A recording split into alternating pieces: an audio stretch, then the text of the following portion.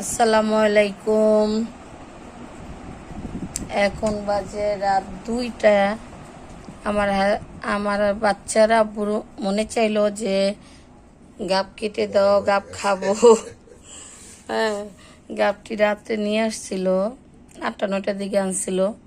তখন আমি দেখিও নেই, খুলিও নেই। এখন বলতেছে গাব আনছি, আমাকে কেটে দাও।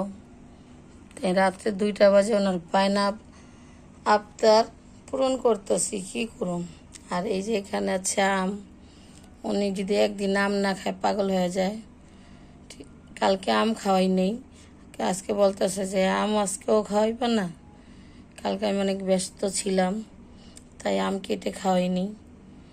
কি করব এখন, এই রাত্রে 2টা বাজে ওরা আম কাইটা খাওয়াই। কার কার বোরেও এরকম কষ্ট দেয় হাজবেন্ডে, এই লোকটা আমাকে এরকম কষ্ট দেয়। এই রাত্রে একটা গাপও খাওয়ামো আর আমও খাওয়ামো। আসতেছে, আমি অসুস্থ, আমার গলা ভেঙে গেছে, আবার ও হাসতেছে। আসসালামু আলাইকুম, শুভ সকাল। আপনারা কেমন আছেন? আলহামদুলিল্লাহ, আমি তো ভালো আছি। আজকে শুক্রবার, জুম্মা মোবারক। নতুন একটা ভিডিও নিয়ে আসলাম। বিসমিল্লাহ, ভিডিওটি দেখতে থাকুন, পাশে থাকুন। আমি এখন রান্না বান্না করতে আসলাম, রান্না করতেছি। কড়াইয়ের মধ্যে তেল দিয়ে দিচ্ছি। বিসমিল্লাহ।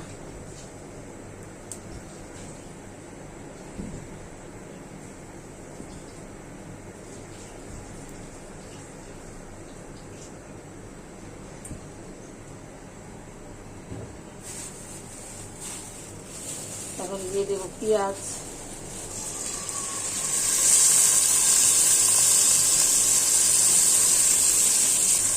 আজকে যেহেতু শুক্রবারে ভালো মন্দ একটু রান্না করতে হয়। আমার ছেলে বাসায় শুক্রবারে একটু সময় পায়, আর ছেলেকে শুক্রবার ভালো মন্দ খাওয়াতে হয়।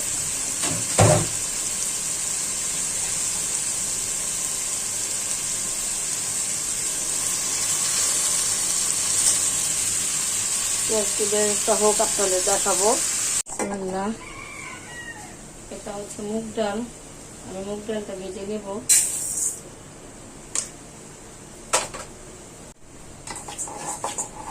মুগ ডালটা লাল লাল করে ভেজে নিচ্ছি। আর একটু লাল হলে পানি ঢেলে দেব। এটা আমি সিদ্ধ করব না, এটা এখন যে পানি ঢালবো না, পানিটা গরম হয়ে যাবে। পানিতে ভিজায় রাখলে ডাল ফুইলা থাকবে, তাহলে সিদ্ধ করতে হবে না। আর চালের সাথে দিয়ে দিলে ডালটা সিদ্ধ হয়ে যাবে।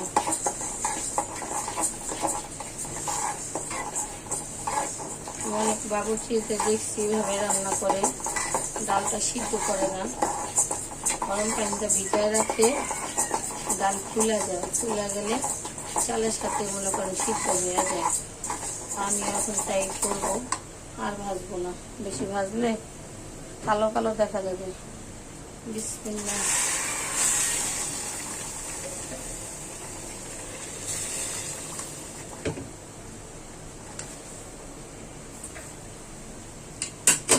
চুলাটা আমি বন্ধ করে দিচ্ছি।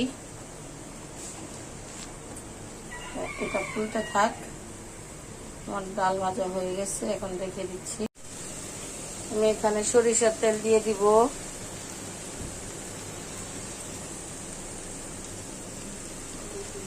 কারণ বিরিয়ানিতে সরিষার তেলটা রান্না করলে স্বাদ আরো অন্য লেভেলের হয়ে যায়, স্বাদ দুগুণ বেড়ে যায়। আমার তেলটা কম হয়েছে, আমি আরেকটু তেল দিয়ে দিচ্ছি। এটার মধ্যে অনেক কম করে তেল পড়ে, তো সময়ও লাগে আর তেলের অনুমান করা যায় না। আমার এটা করোনার সময় আমি এটা কিনেছিলাম। এটা আজকে আমি নতুন কিনে নেই, এটা আমি করোনার সময় কিনেছিলাম, কিন্তু আমি ব্যবহারই করি না। বাঙালি ওই যে একটা কাছে লোক আছে না, যেটা হাতের কাছে পাই ওইটাই ব্যবহার করে, সেই রকম আমি। এটা আমি আরিফুল থেকে কিনছিলাম, নিচে সিজ আছে আরিফুলে। এটা আমি আরিফুল থেকে কিনছিলাম অনেক বছর আগে, আমি করোনার সময় এটা কিনেছিলাম। আজকে কত বছর হয়ে গেছে, কিন্তু ব্যবহার করিনি এতদিন। এখন কমপ্লেন আসে, কমেন্ট করে মানুষ যে আপনি তেলের বোতল পাল্টান, আপনি এটা পাল্টান ওইটা পাল্টান। ভাই আমার যা আছে আমি তাই দিয়ে কাজ করি। আর আমি তো অলস টাইপের মহিলা, আমার কাছে ঘরে আল্লাহ রহমতে অনেক কিছুই আছে, নামাইও না, ব্যবহারও করা হয় না। হাতের কাছে যা পাই তাই ব্যবহার করি।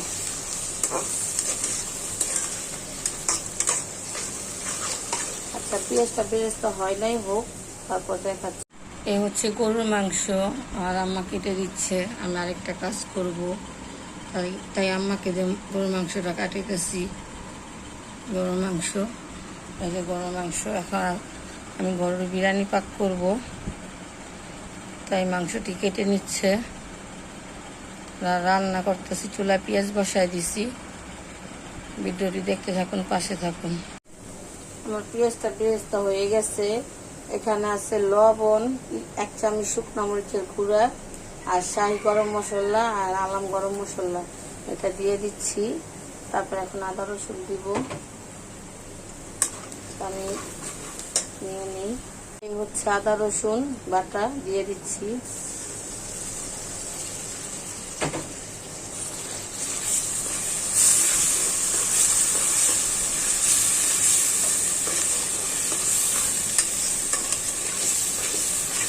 আমি আরো মশলা দেব, ওগুলো দিব এখন। কাঁচামরিচ বাটা, মানে ব্লেন্ডার করছিলাম, বাটি নাই, এটা আমি দিয়ে দিচ্ছি। কারণ আলাম কাঁচামরিচের এখন বর্তমান বাজারে প্রচুর দাম। যখন সস্তা ছিল, আমার বাচ্চারা অনেকগুলো মরিচ আনছিল, আমি এগুলো ব্লেন্ডার করে রেখে দিয়েছিলাম। আজকে আমি বাটা কাঁচামরিচই ব্যবহার করব, আর অল্প কাঁচামরিচ আলামটা দেব। এটা হচ্ছে টক দই, টক দই দিয়ে দিচ্ছি। আর একটু দেব, এখানে সস ব্যবহার করব, আর টক দই দিব না। এখন দিয়ে দিব বাদাম বাটা, এটা হচ্ছে বাদাম বাটা।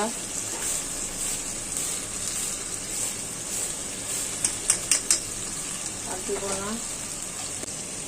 আমি তো আল্লাহ দিলে এই বছর অনেকগুলো সস বানিয়েছিলাম, দিতে রেখে দিয়েছি। 1 বোতল শেষ হয়েছে, আবার নতুন একটি বোতল নামিয়েছি। এটা আমার ঘরে বানানো সস। এখন আমি সস দিয়ে দিব। এটা একমাত্র আমি রান্নার জন্যই বানিয়েছি, যে রান্নার কাজে ব্যবহার করার জন্য।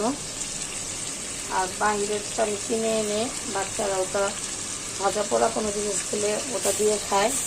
এটা শুধু আমি রান্নার কাজে ব্যবহার করি।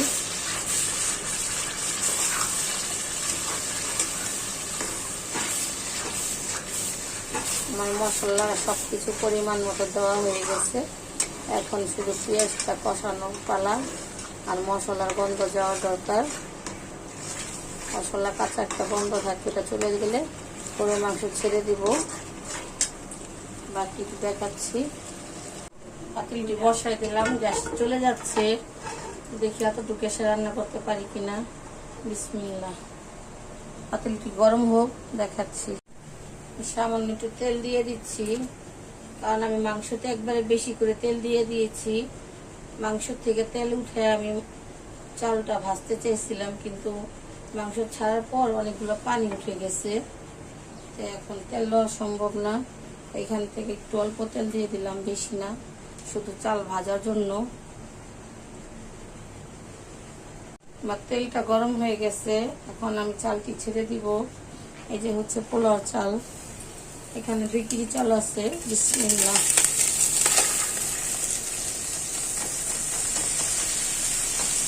কারণ বিরিয়ানিটা আমার ছেলেমেয়ে খুবই পছন্দ করে, আবার গরুর মাংস। আর আমি যখনই রান্না করি একটু বেশি করি, তারা 2 দিন 3 দিন একটানা পোলাও খেতে পারে, মাশাআল্লাহ। চালটা এখন আমি ভেজে নিব। এই যে এখন লাড়া দিয়ে নিচ্ছি। চালটা ভেজে আমি পানি ঢেলে দিব, একটু আদা রসুন দিব, কারণ আমি তো তেলটা উঠাতে পারলাম না। মাংসের মধ্যে অনেক পানি উঠে গেছে, এটা যদি কষা কষা না হয় তেলটা নেওয়া যায় না। আমি চেষ্টা করবো তেল নেওয়ার জন্য পরে।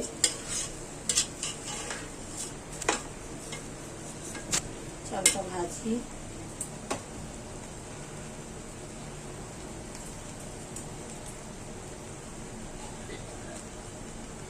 আর এই যে হচ্ছে মুগ ডাল। মুগ ডালটা এখন চালের সাথেই ভাজবো। দেখেন মুগ ডালটা ভিজিয়ে রাখছিলাম, কত ফুলে গেছে, মানে আদা হয়ে গেছে। চালের সাথে বাকিটা সিদ্ধ হয়ে যাবে। বিসমিল্লাহ।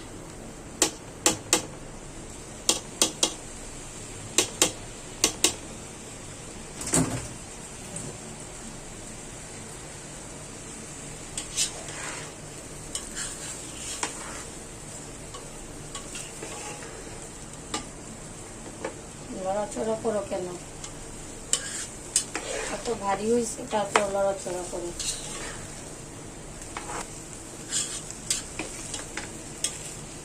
ক্যামেরার বাইরে থেকে ভিডিও বানান যে কি কষ্টকর, না ধরা যায়, না লড়াচড়া যায়, না ধরা কি রান্না করা যায়। এই যে পাতিলা ঘুরে আইসা পড়ে। আর ভাড়া বাড়ির পাকের ঘর তো ছোটই হয়, নড়াচড়া করতে এমনি সমস্যা। রান্না করা হামরি বড় না। আর আমি 2 চুলা রান্না না বসলে রান্না করতে আমার আনইজি লাগে। আর গ্যাস চলে গেছে। আজকে নিয়োগ করছি যে কারেন্টের চুলা রান্না করবো না, তাই আমি সকাল 6টা বাজে রান্না বসাইছি। এখন মনে হয় কয়টা বাজে জানি না। এখন কয়টা বাজে? 8টা 9 বাজে। 8টা 9 বাজতেছে। আমি রান্নার জন্য 6টা বাজে চুলার পরে চলে আসছি। কারণ কারেন্টের চুলা রান্না সেরকম তৃপ্তি পাই না আমি, একমাত্র গ্যাসের রান্নাতে তৃপ্তি পাই। গ্যাস যাওয়ার আগে আমি রান্নাটা শেষ করতে চাইতেছি। গ্যাস প্রায় কমে গেছে, সামান্য আছে। দেখি তাড়াতাড়ি করে চালটা দুম দিয়ে দিতে পারি কিনা। গ্যাসের সাথে যুদ্ধ করেও পারি না। আচ্ছা, চালটা ভেজে নেই, গরম পানি ঢেলে দিব, বাকি অংশ পরে দেখাবো।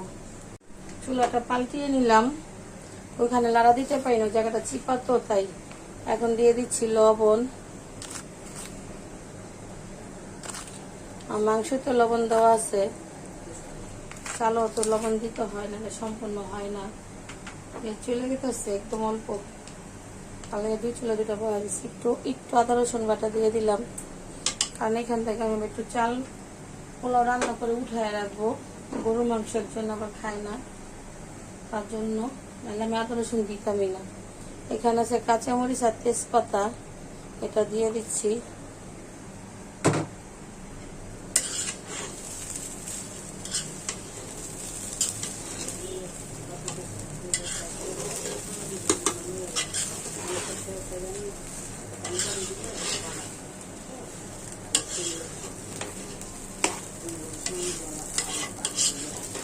তেল না হলে কি চাল ভাজা হয়? তেল তো সব গরুর মাংসের ভিতরে আছে। মাংসের পানিটাও টানি না। গরম পানি দিয়ে দিচ্ছি।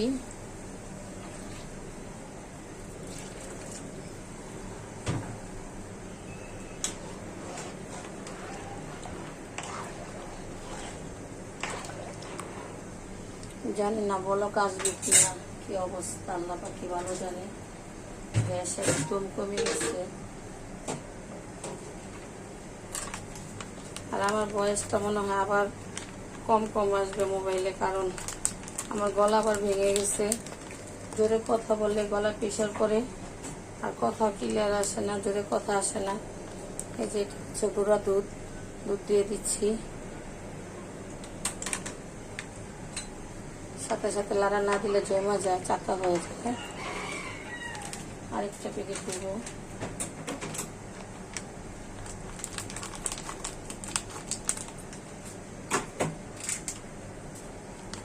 আরেকটা প্যাকেট দিয়ে দিচ্ছি। এখানে পরিমাণ থাকে কম। আমি তো আগে না, সবসময় তো মানুষের একদিন যায় না। আমার বাচ্চারা আমাকে সবসময় 1 কেজির একটা প্যাকেট এনে দিত, আমি ওটা দিয়ে কাজ করতাম। এখন আমার মিনি প্যাকেট এনে দেয়। তারপর আলহামদুলিল্লাহ আমি আনাই। ওটা আবার হয় কি, 1 কেজি দুধ যদি একটা বড় ঢেলে নেই না, অনেক দিন যায় তো। তারপরে বাতাস লেগে চাকা হয়ে যায়। তাহলে এখন মিনি প্যাকেট ব্যবহার করলে নগদে শেষ হয়ে যায়। এটা ঢেকে দিচ্ছি বলকটা ওঠার জন্য। কি জানি বাকি আছে তো আর মনে করে নেই। আচ্ছা দেখি কি অবস্থা।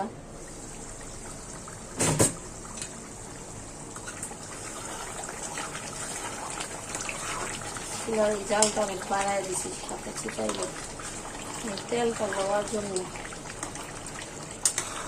মাংস ছাড়ার পরে এখন পানি উঠছে, পানিটা এখন কমাইতে পারতেছি না, তাই চুলা যা গ্যাস ছিল সম্পূর্ণ বাড়ায় দিচ্ছি।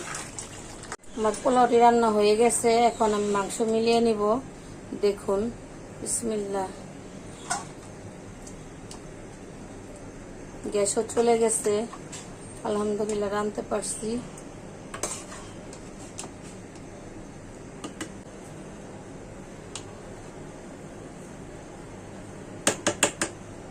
মুগ ডাল দিয়ে বিরিয়ানি রান্না করে খেয়ে দেখবেন, মাশাআল্লাহ এত মজা হয়, অনেক মজা হয়, অনেক ভালো লাগে।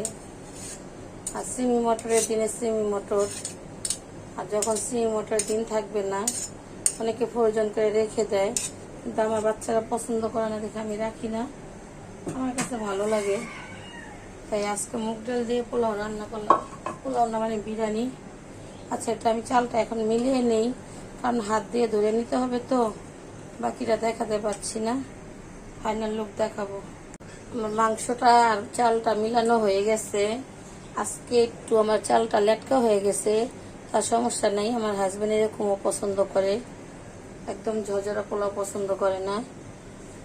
যা হয়েছে মাশাআল্লাহ, আলহামদুলিল্লাহ, খারাপ হবে না, ভালোই হবে আশা করতেছি। আমার রান্না কমপ্লিট হয়ে গেছে। ভিডিওটি ভালো লাগলে লাইক করবেন, কমেন্ট করবেন, শেয়ার করবেন, এভাবে রান্না করে খাবেন, আর একটা সাবস্ক্রাইব করে দিবেন প্লিজ।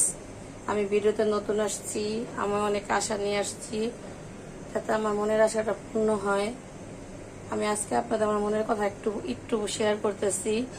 আমি যখন ভিডিওতে নামছি, ঠিক আছে, আর যদি আমি কখনো সফল হতে পারি, তাহলে আমি যদি ইউটিউব থেকে প্রথম পেমেন্টটা আমি পাই, তখন আমি একটা মানত করছি যে আমি যখন ইউটিউব থেকে প্রথম টাকাটা পাবো, তখন আমি এই টাকাটা সম্পূর্ণ মাদ্রাসার এতিম বাচ্চাদের জন্য দিয়ে দিব।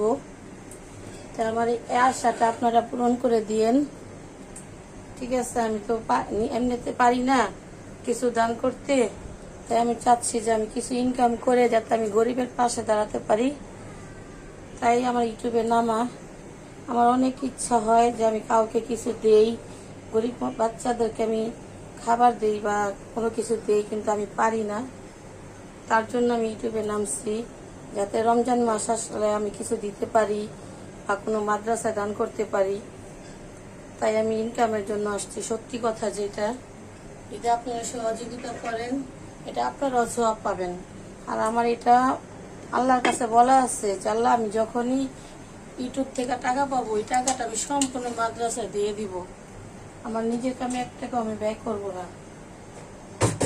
তাহলে আপনারা আমাকে একটু হেল্প করেন প্লিজ। আল্লাহ হাফেজ।